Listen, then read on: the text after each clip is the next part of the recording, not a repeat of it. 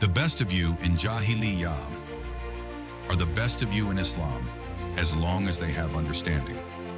These words, spoken by the Prophet Muhammad, peace be upon him, echo through time, a testament to the power of character and faith. Among those who lived this truth was a boy destined for greatness, a boy named Khalid bin Al-Waleed. Before he became the sword of Allah, he was a child of Makkah, shaped by rivalry, desert sands, and dreams of battle. This is his story. In this episode, we journey back to 6th century Arabia, to the deserts and streets of Makkah, where a young Khalid ibn al-Waleed learns the ways of war, rivalry, and leadership. This is the tale of how a boy became a legend.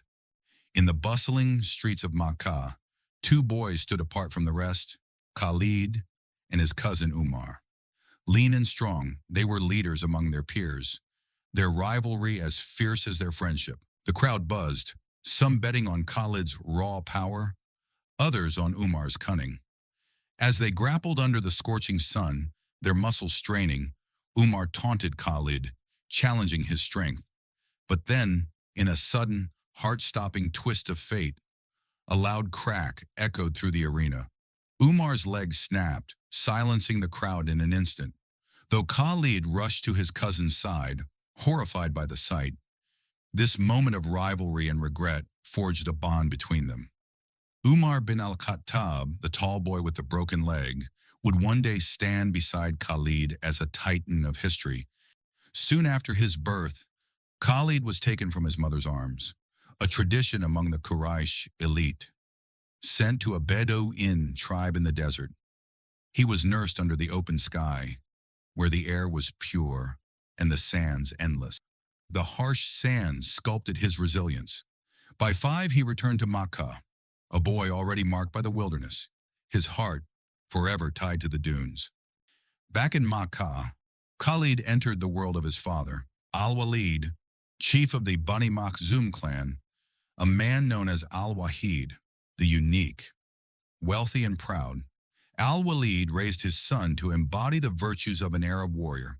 He handed his son a sword, teaching him that true strength lay not just in the arm, but in the heart and in mind. Under Al-Waleed's guidance, Khalid's training began, riding, fighting, and mastering the arts of leadership. The Bani Makhzum were the war clan of the Quraysh, and Khalid was destined to carry their legacy. Khalid struggled to tame a wild colt, his father urging him to bend the steed to his will. Through gritted teeth, Khalid protested the horse's wildness, but persistence prevailed. Soon, horses and camels bowed to his skill. With spear, lance, bow, and sword, Khalid trained relentlessly. The sword, the weapon of chivalry, became his favorite, a blade that would one day carve his legend. As Khalid grew, so did his presence. Over 6 feet tall, with a thick beard and pockmarks from a childhood illness, he was striking, rugged yet handsome. His strength and skill made him a hero in Makkah. He carried loads for the elderly, recited poetry at gatherings, and charmed friends with wit. "Your poetry cuts like your sword," they'd laugh, and Khalid, ever humble, would deflect with humor. Khalid's roots ran deep. Son of Al-Waleed, one of 6 brothers, he had 4 brothers and 2 sisters. The Bani Makhzum were the guardians of war for the Quraysh, a duty etched into Khalid's blood. Though wealthy, Al-Waleed worked blacksmith, butcher, trader.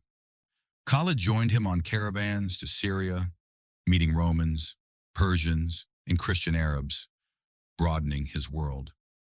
As manhood neared, Khalid's mind turned to war, an obsession that consumed him. He dreamed of clashing swords, thundering hooves, and victory chants. In quiet moments, he vowed to command armies, conquer nations, and etch his name into eternity. He didn't know it yet, but destiny agreed. The boy from Makkah would become a legend, the sword of Allah. Thus began the journey of Khalid bin Al-Waleed, a tale of strength, skill, and ambition that would echo through history, but that is a story for another time. From the sands of Makkah to the battlefields of history, Khalid's journey had only just begun. But what transformed this fierce warrior into the sword of Allah? How did he embrace a faith he once opposed? Don't miss the next chapter.